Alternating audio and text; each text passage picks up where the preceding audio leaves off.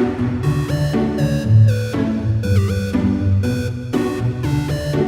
everyone, it's Christian from the Calcio Bros, and I'm here once again with my friend Andreas, and we're going to talk about the opening week of Serie A, and as well who we think will place where in the standings. And thank you again, Andreas, for joining me today. Thanks for having me again, Christian. Alright, so Serie A kicks off this weekend, and there are two games that are postponed because of the tragedy that happened in Genoa. Those are Milan, Genoa, and Sampdoria, Fiorentina. Both Genovese clubs have requested to postpone the matches in order to mourn. We'll get into that a little more shortly, but we'll start off with this weekend's games. So this weekend we have Chievo, Juve, and Lazio, Napoli. So Chievo, Juve will have the debut of Cristiano Ronaldo. And how do you think that will impact Serie A, Andreas? I think Ronaldo is going to have a solid debut. Chievo is not the strongest team, so I really see him getting on the score sheet, and I don't see anything other than a 2-3-0 Juve win. I see Ronaldo getting 2 goals. So you think right away he'll make an impact. I honestly think he'll probably score within the first 10 minutes of the game. What do you think? I'll go with 25th. 25th minute. So I have first 10 minutes, Andreas has 25th, so both in the first half. We'll see who's right on that. The second game of that day is Lazio-Napoli, which is the first big clash of the season. I took a poll on Twitter.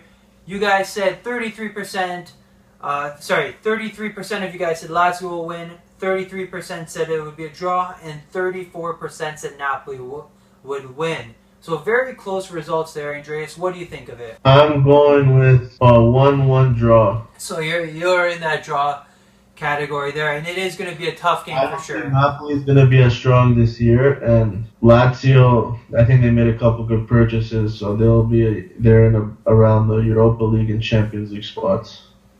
And considering too, like Napoli do again, they have a somewhat of a different team, and they're going to have a different style as well with Carlo Ancelotti. So again, it'll maybe take some time to get adjusted, and it's too bad that they don't play like a smaller team, but it would be a good test right off the bat to see how well they face Lazio in the first game of the season. I'm not sure Carlo has it in him anymore. I don't think he's going to be a contender. Maybe it's going to bite me in the ass for saying it, but I don't think he's the same as he was and it is when he was dominating the Serie A with Milan. And it's hard to... Plus, Napoli's nowhere near as good as Milan was back in the day. And that's the thing, too. Ancelotti has been coaching really top teams, the Milan of that time. He's coached Bayern Munich, Chelsea, PSG. So those were top teams. So he's going to a different sort of team. Now he's going to a contender, really, if you want to put it that way. So it's a different going from cup winners to cup contenders. So it'll be interesting to see what he does to influence the Napoli side. Yeah, going from PSG, the biggest team in France, to Germany, to Chelsea, who have a rich owner who will back him in the transfer market with whatever he wants, to now Napoli, where you actually have to be smart about where you spend because you don't have the financial power to compete with Juve, Barcelona, Real Madrid, and all those other teams. And you won't be able to attract all the best players like you were able to at the other big clubs. And that's for sure. Napoli still do have a good squad. I just think, last year, they had lack of depth, and they've only lost more quality than they've brought in. Mm-hmm. That's for sure, especially losing Jorginho, who is the heart and soul of the midfield for sure. So we're going to go into Sunday's game. Starting off will be Torino-Roma. Good test for both teams. The Giallorossi were huge in the transfer market, but it's going to be tricky just to see how Di Francesco will work the team, considering it's almost like a brand new 11. So it's tough to see how these players are going to gel. Again, they lost players like Alisson and Nainggolan, which were huge for them. So we'll see how the new players come in. And Torino, who just want to maybe get bounced back, see if they can get into a Europa League place as well. How do you think Roma will do with this new side? I think Roma will be 3rd or 4th, around there. I don't see them fighting for the title, but I don't see them sweating on making the top 4 either. I think they did lose a couple of their big players like Alisson and Nainggolan, but they have brought in Cristante, who's a solid player. Justin Kluivert, one of the biggest talents. They've also have Cengiz already, who's a solid player. They have Patrick Schick, who was injured. Now he's probably more fit. Has a year under his belt at a big club. I think he'll produce more. They still have Dzeko, who's one of the top scorers. I think they'll be fine. One more thing. The only big question I have is the goalkeeper. The guy did look good at the World Cup, but I don't know if he's going to be able to fill in the boots Alisson did. And that's true. Players at the World Cup tend to perform better, and they don't really bring it into the club level. So it'll be interesting to see how well Olsen will do. And considering he's not getting any younger either, he's in his late 20s as well. So the rest of the games, guys, in the afternoon, as we said, there were 2 that were postponed because of the tragedy that happened in Genoa. Those, again, were Milan-Genoa, Sampdoria-Fiorentina. To me, I know a lot of people are mixed feelings about this because I know the Genovese teams asked to mourn. But when the earthquake happened in Amatrice not too long ago, all 10 games still went. So if you're postponing 2 games, I don't know if you want to postpone all of them or just let all of them play. I don't know. What do you think, in your opinion, what do you think the league should have done? I think the league were right with this one because this one is specifically in like their region. As the earthquake in Italy was more spread out, you know what I mean? I think sometimes there is more important things than football. That is for sure, yeah. I would say, yeah, take the time to mourn. The games are just going to get replayed, but these people are still mourning their loved ones. So I really don't see that big of a problem with it. I can get why people are mad because they're not being consistent with their decision making. And that's the thing. Either postpone all the games or don't. So that's what some people are saying. You know, if you're already postponing 2 games, postpone all of them. If not, don't postpone any at all. Because again, just make sure like you don't play in their home, like in the actual city. And that's what Sampdoria aren't playing. Like Genoa's playing away to Milan, so that's one thing maybe they could have played. But again, they're mourning while Sampdoria is playing in Genoa. So that game, I would say. So I guess either way, the league really would have pissed off people anyways. So I guess they just went with what they thought was best. So the games that are being played in the afternoon are Bologna Spal, Empoli Cagliari, Parma Udinese, and Sassuolo Inter. I would say the interesting game there is Sassuolo Inter. Sassuolo has given some difficulty to Inter over the last couple of seasons, and then Politano returning to the team that he was brought over from. Let's see how well he can perform too. What game do you think would be more interesting there? I think Inter. Like, aside from me, like I'm not like a big Juventus fan, as my team's Man United. But if I were to like watch other teams, I usually watch Juve. But Inter's a really intriguing team. Like with the signings they made, like they're gonna be a team that a lot of like neutrals are gonna want to watch because they brought in Milan, they brought in a really hot prospect Lautaro Martinez. They kept their captain Icardi. They brought in De Vrij to make one of the best center back pairings in the league. I think they're gonna be the team that push Juve the most this year. Yeah. But I just think in the end it'll be Juve winning. It and I think Inter will give them a good push to the end. Yeah, it's considering how well they work their team. A lot like Spalletti doesn't know how to take advantage of the players he uses, and it'll be interesting to see how he implements all these new players in his system as well. So he got the players necessary to strengthen the team, got depth, and again, like you said, they're going to probably be the contenders against Juve this year instead of Napoli because of how well they spent their market. And to end off, there's one game on Monday, and that is Atalanta-Frosinone. Newly promoted Frosinone will have their return to Serie A as well. And I do think Atalanta will probably take this one. Frosinone aren't the strongest side out there, but do you have a player after looking through all these games, do you have a player to watch out for of this weekend? First of all, I'm going to talk about the Atalanta game. I think they did well to keep Papu Gomez, Ilicic. They did lose a couple players, but like Caldara especially, which is going to be a big loss. But I see them finishing mid-table, no problem. Frosinone is going right back down. I'm sorry to say it. I don't see them having enough quality, but they did make a great signing with Joel Campbell. I think he's a talented player, and he could do way better than that team. No disrespect. Yeah. And in terms of player to watch, who else, bro? Is that really a question? Well, some people could have different opinions, but if we both know who you're talking If about, we're being real, everyone's eyes are on Ronaldo. But just to be different, I'll pick Milinkovic-Savic. Now it's time to see if he's a one-season wonder or if he's going to be $100 million player, which I think he is. Easy. and considering that there's the rumors up until transfer deadline, we'll see what happens. There's still some time left while this video is being made. But again, he was linked to Milan, he was linked to Juve, linked to Madrid. So we'll see how well he performs this season. If he's going to stay another season at Lazio, leave in January, or leave at the end of the next transfer window. So still lots of time to see if he is worth the money that he is rumored. I think he's going to stay with Lazio for at least one more year and then get his big move next year. All right, guys. So that is our thoughts on the first match day. Now we're gonna go on to our predictions of where each team will most likely finish. Again, it's just our prediction, so it doesn't mean it's gonna happen. It's just what we see and where we think each team will finish. And so we're going to start off with the bottom going upwards.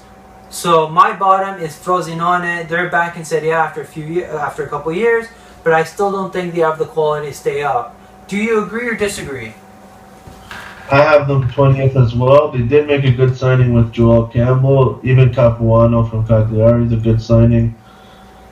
Halfordson is another good signing, but the rest of their team really lacks quality. Sorry. I think they're going to have a rude awakening like they did last time and just go right back down. For me, I have 19th. I have Spal. They're just an okay team.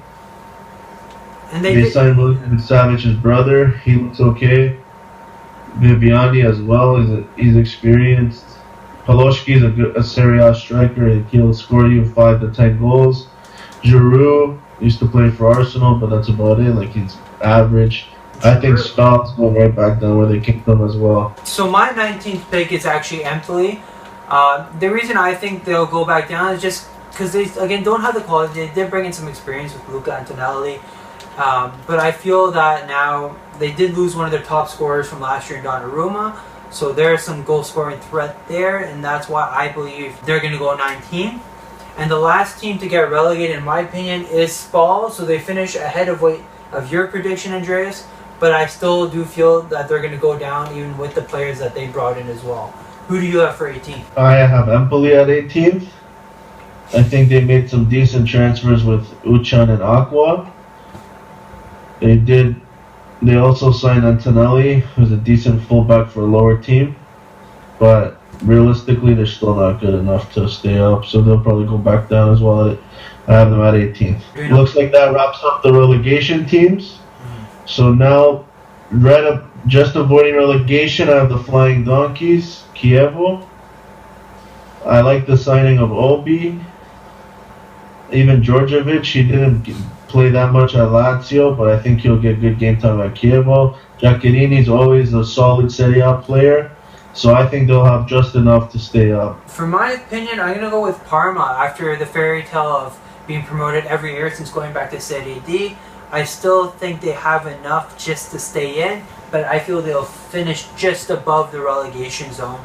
So at least we won't be seeing them going back down, but they will be staying up, just managing to stay alive. And then just above that, it was actually your pick of Chievo. So again, I had them closer to the bottom, but just not as close to the relegation as you had them. So who do you think will finish in 16th spot? I have Parma, so we're both leapfrogging each other. Vice versa there for our picks. Fabinho's a solid signing. Inglés is a solid signing. Grassi is another solid signing. Biabiani is a good pace. Cicciaretti is a talented youngster. Gioni is pretty good. Bruno Alves, some good experience.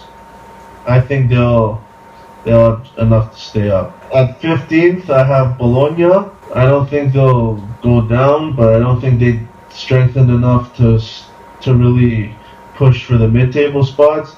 Mitchell Dix is a It's a talented fullback they got from Ajax. They got Skorupski, who's always been a decent backup for Roma, so he'll be a good starter. He'll finally get his chance. Danilo from Udinese also adds experience, but I think they're going to be there and about to relegation, but I think they'll survive. For my 15th for me, I picked Cagliari. I feel they'll do just enough. They did struggle a lot last year. I feel they'll still struggle again this year, but they won't get relegated, and that's why they're going to be just there hanging on, just a little bit of a gap away from relegation zone. And then going on to the spot above them is actually Bologna. Again, losing Verdi, the experienced Miranda at the back. They did bring in Skorupski, but I still feel it's not enough where they should have brought enough players in, and they'll finish 14th, so a little farther away from relegation, but just shy of the top 10. Who do you have? I have Cagliari at 14th. I think they made some decent signings with, especially Serna, who has been Shakhtar's captain for a long time. He'll add some much-needed experience, and they also signed one of the brightest youngsters from Serie B last year, who was on loan from Juve, Cherry. He'll add a goal-scoring threat, I think. We just keep switching our spots around, you know? When you pick them in one spot, I have the other team just above or below, so we're going back and forth. The crazy part about these places is that any team from 14th and below can get relegated. It's just about opinions. Yeah, these ones are always the tougher to really choose or to say who's going to get relegated or who's going to not get relegated. It's always the tough ones, you know? It's always the bottom and the top half of the table or the top, 7 spots that are always the most difficult to really choose from, you know? Alright, 13th I have Genoa rounding up the mid-table spots. Not rounding up, starting the mid-table spots. I'm looking at their ins. Marchetti's an experienced Serie A keeper. Criscito, former Italian international, playing for Zenit. He's a good player. They've signed Romulo from Hellas Verona. He's a decent center mid. Kouames, he was a pretty good player in the Serie B. So I'm just looking at all these. I think even Lisandro Lopez, they signed the guy that was on loan at Inter. I think they'll have enough to finish away from relegation, but it's too soon for them to try and get into the European spots. For me at 13, I have Udinese. After the struggle they did last year, they were close to being relegated themselves.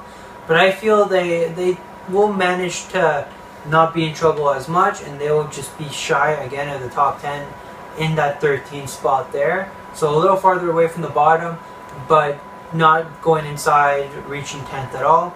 Just above them, I have Sassuolo, who I feel will probably do a lot better this year than last year. They brought in players like Locatelli, brings them some good talent in the mid, as well as experienced midfielder Kevin Prince Boateng, who returns to Serie A. But I do feel after the loss of Politano, they will feel it a little bit. But that's why I think they'll do enough to stay out of the relegation in a way, but not be within the top 10. How about you? For me, I feel that it will be Udinese at 12. I know they lost Yankto, Widmere, Halbert. They lost a lot of Halfredson. They lost a lot of people, but I still think Odo's a good coach. They did bring in Pinamonti, who's a really talented youngster, Lapadula from Milan, who's a Serie A striker. I think they'll be in and around the mid-table. Alright, at 11th I have Torino. They did have them just outside the top 10 there, damn.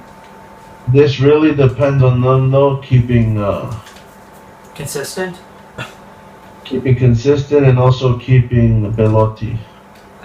Keeping Belotti healthy, I guess. If they don't keep Belotti, I see them going probably closer to the relegation spots, between 14 and 16. But if they keep Belotti, they signed Soriano, who used to play for Sassuolo, and he's been playing for Villarreal in Spain. He's a good player. Yeah. They signed Zaza. We all know Zaza. He's done well for Juve and Sassuolo. And Kolu used to for Lyon. He's a good center back. Miet's a talented center mid from Monaco. So they do have a good squad. I don't see them having any trouble with relegation, and I see them finishing mid-table comfortably. Sorry, just before I go into my line, I just want to correct you there. Soriano actually played for Sampdoria, so you had it right the first time. Okay. My 11th spot is Genoa. So even though they did lose Petting, they did bring in an experienced Marchetti who was frozen out of Lazio. So they do strengthen the back there.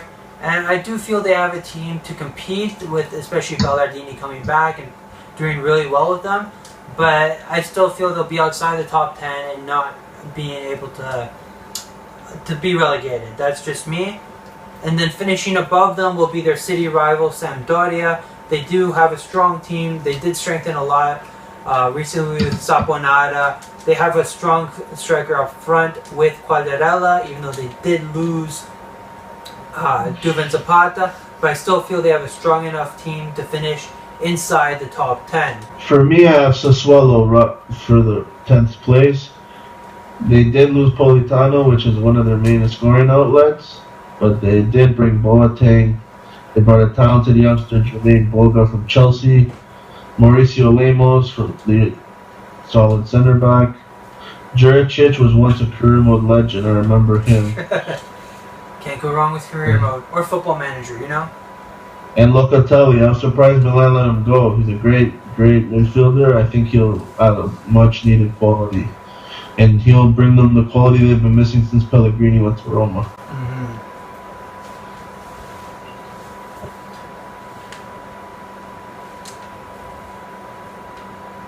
Remember, you're doing it. Come on, Andreas, stand up. What? You're doing all the odd numbers, remember? Oh, okay. I'm scrolling up to Atalanta now. For the first team inside the top 10, I have Atalanta at 9th. They signed Regioni from Zenit, who's a solid player. Pasalic from Chelsea, he's a good midfielder. Zapata, we all know Zapata, the striker, he's okay. But they already kept their core players in Ilicic and Papu Gomez. So I see them finishing top 10 easy. 9th place, I'll go with them. And I have Torino, considering they do have a good team, as you spoke before. And I feel if Belotti stays healthy, they will finish inside the top 10. Maybe not in a European spot, but I still feel they'll put a bit of a challenge in and work their way in. But they're going to be on the lower part of our top 10. And above them, in 8th spot, is Fiorentina, who have built a great team with young players in Piacca and in Lafont. And they do have players like Chiesa and Simeone, but I still don't feel it's enough to get them within the European qualification rounds for Europa League. So that's why they're just shy of the 7th spot. Do you have them there as well, or where do you have them? 8th place, I have Sampdoria. I think they signed Rolando Vieira, one of the most talented players in the English Championship. He's a really good center mid, and I think he can be one of the breakout stars. Tonelli, we already know the quality he has as a center back. Defrel, he just wasn't good enough to start for Roma, but for a team like Sampdoria, I think he'll do well. Yanko is one of the most highly rated youngsters as well in the league, so I think he'll add much needed quality for them to finish comfortably in the top 10 at 8th place. And Fiorentina, I have them at 7th. As you said, I really like the attack they're forming this year with Piacca, Chiesa, and Simeone. So you have David Edemilson Fernandez is a good player from West Ham. Kevin Morales is another good backup. Jerison from Roma. So you have them finishing. And you can't forget Lafont. He's one of the highly rated keepers in the world. So for them to be able to pull it off, I think they'll be just around the European spots. I was going to say, you have them just finishing inside, so that's an interesting choice there. I have them finishing. I have for my 7th spot. I have Atalanta once again. They will they will qualify as they did, like you said, kept some of their core players and bring in some extra additions. But I don't think they'll finish any higher and finish once again in that 7th spot. Again, that's the qualifying rounds, but that's where I think they'll finish. No, maybe challenge a little bit for the 6th spot, but I still feel that's where they're going to finish. For the spot above them to get into the first qualifying rounds for Europa League, it is Lazio. I feel, especially that they did keep some of their core players in Luis Alberto, Immobile, and Milinkovic-Savic. It's just enough for them to get in there, but especially they didn't add too many big star names, that they won't finish any higher than, again, the 6th spot. Who do you have in the other Europa League place there? I have Lazio as well at 6th. They signed Berisha, who's a very good player from Red Bull Salzburg. Acerbi, solid center back. Redbelly is a really good acquisition. I remember he was linked with Milan. Joaquin Correa from Sevilla. I think they've added some really good players. They could even finish higher, but I do see them right now finishing sixth. But I wouldn't be surprised if they were fighting for the Champions League spots either. Especially losing De Vrij is a big loss, but and Felipe Anderson, but I think they did strengthen well, and especially, as you said, keeping the three superstars. Then there you go. That's all you need. At fifth, I'm going to be shocking some people, but I have Napoli. They did get Ancelotti, who I do think is on the decline as a coach. They signed Meret, who's injured right now. Right now they signed Ospina to cover for him, which I think is good. Fabian Ruiz could be one of the breakout stars. I remember he was doing well in La Liga, but he's not Jorginho. Verdi's a good player. He'll add some much-needed depth with Eunice. Their depth's still not strong enough, I feel, the challenge for the league. And I think this year they're going to miss out on the Champions League.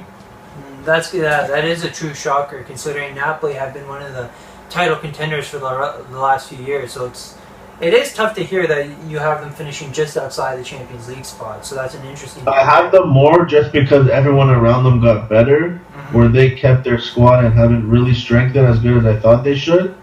That's mainly it. Everyone else around them, I think, has better squad depth. That's true. That is for sure. That's the one thing that has lacked for Napoli. I still have them higher up, which I'll get to shortly. But for my fifth spot, I actually have Roma, which this one was a tough choice. I will say it was between fourth or fifth, but I just have them finishing outside, just because with all the new additions, it's tough to form a quick chemistry with who you have. I do know Di Francesco is a smart coach and he can really get the best, so Roma will probably surprise me finish higher where they usually do, but I still have them finishing outside. And again, with the loss of Nainggolan and Alisson, they may feel it, considering yes, Cristante could replace Nainggolan, but I don't think Olsen is a good replacement for Alisson. That's just my opinion. And finishing above them in that fourth spot, I have Milan. Again, it was a tough choice between Milan and Roma finishing in those two spots. I just feel Milan have got the goal scorer that they wanted. They added a lot needed depth with Bakayoko and Castillejo. They brought in Laxao, who bring in some good addition at the back. And I feel this is the chance for Milan to finally get back into the Champions League after missing out in all these years. Who do you have entering in that first Champions League spot? I as well have Milan. I think it'll be good. I think they'll be needed for Milan to get back in the Champions League, as their history has proven they're one of the biggest clubs to play in the Champions League and win it. And I think it's a shame what's been happening. And this year they finally showed some ambition. They did lose Bonucci to Juve, but they gained Caldara, one of the most talented defenders, and could now have the Italian pairing for the next 10 years. They signed Higuain, one of the best strikers in the league. If people watch Strinic in the World Cup, he had a very good World Cup for Croatia. Reina is Pepe Reina. One game he'll be one of the best goalies on the planet. The next game he'll throw it in his own net. I feel with that, it's some good competition for Donnarumma, because as we know, Reina isn't a bench player, but it is good to have that competition to make sure Donnarumma steps up his play after not performing as well as he should be, which is true. And I like Castillejo and Bakayoko. Bakayoko didn't work at Chelsea, but he's not a shit player. Castillejo, he's going to be a surprise for a lot of people. Mm-hmm. He's a really good player. And Halilovic, he has everything to prove. This is more of a hit or miss signing, but like you said, he has everything to prove in this. And third, I have Roma, but as you said, between Roma, Milan, and Napoli, it's a toss-up. I'm going with Roma. I feel like Dzeko is still one of the best strikers in the league. He'll be up there for the top scorer. They signed Justin Kluivert, one of the top youngsters in all of football. Ante Coric, he's another top youngster. Cristante, he went to Benfica, then he came back to Serie A and he did well with Atalanta. Pastore, he's getting older, but he's still quality. And Nzonzi, much needed steal to that they lost when they sold Nangolan. But the only iffy signing I feel is them losing Allison and replacing him with Olsen, who's really untested at the high level. He did have a good World Cup, but World Cups aren't always the times to buy players. I don't think he'll be anything close to what Allison was, and I think they could have signed maybe even Lafont would have been a better option for Roma. I'm surprised they went with this guy, but Monkey is known for getting bargain buys from different countries, so he knows more than me, so I guess we'll see. My third spot, I actually have Napoli. I just feel they won't be as close as they usually will in the standings, but I still feel they'll finish in the top 10, especially with having such a high caliber coach as Ancelotti. And they'll have players come back like Gulam. They still kept a lot of their core players, their front three, Mertens, Insigne, and Calayon. They did add Verdi and all these other players, but I feel it's just enough for them to keep in the Champions League, but maybe not be a title contender anymore. My title contender this year for second spot is Inter. They haven't had an outstanding Calcio Mercato, bringing in Nangolan, De Vrij, Lautaro Martinez, Politano. They brought in a lot of talent to help them. They really strengthened their team, and I really feel, again, they will be the title contenders to finally compete with Juve, but maybe just not being able to win it this year. And I feel you agree the same way, don't you? Yes, I have Inter second. Lautaro Martinez, one of the top prospects in Europe. De Vrij on a free transfer. He's one of the best defenders in the league. Asamoah, people underrate him just because Juve have Alexandro, but he played a big part for Juve last season. Nangolan is one of the best midfielders. There's no need for me to hype him up. Everyone already knows about him. Politano, he's a good signing because he knows he's not going to be a starter, but he'll be good to cover in case anyone gets hurt. Verzlyko, everyone knows he's a quality fullback, and Keita Balde on loan with option to buy. That one's another. He can be one of the. He already showed with Lazio before he left to Monaco how good he could play. So I think Inter's going to be there. Why I have Inter second is because Juve got one man, CR7, Cristiano Ronaldo, and he's going to be the difference again this year. And I think he can probably bring Juve to the Champions League that they've most sought it out for, and I feel really bad for Buffon because he moved at the wrong time, in my opinion. I know. Perin for 15 mils, a bargain. Douglas Costa on the full transfer now. He's been a brilliant for Juve. Emre Can on a free. Yao Cancelo for 40 mil. He showed at Inter how good he is. Ronaldo and Bonucci, the snake. He's back. He's a brilliant world-class defender, but I don't like the way he was. And I do agree, Juve will win again. They did strengthen the team as much as they want to focus on Champions League, because that's the one trophy eluding them. They will win, in my opinion, 8th consecutive Scudetto. And like you said, players like Cancelo, Ronaldo, Douglas Costa, and especially that they brought back Bonucci, who still has an unbelievable chemistry with Chiellini. That it's going to be too strong to beat, And again, that is the reason why they were probably going to win again. They are too strong of a team, as much as they are focusing on Champions League, because that's the trophy they want to win. They still have too strong of a team in depth, and then they will finish first above everyone and win. I would like to thank everybody who stuck out for the long video and listened to us. I'd like to thank you guys. And Christian, thanks for having me again. It was fun. Anytime. I hope to be on. Glad to have you again, and hope to again we do more stuff in the future. And so guys, that is our predictions and our thoughts on Matchday 1. Let us know what you guys think for Matchday 1, as well as your predictions, who could finish where. And we want to hear from you to see what you guys think. Follow us on Twitter, Calcio_Bros, and subscribe on YouTube for more Calcio content. We'll hear from you guys soon. Ciao.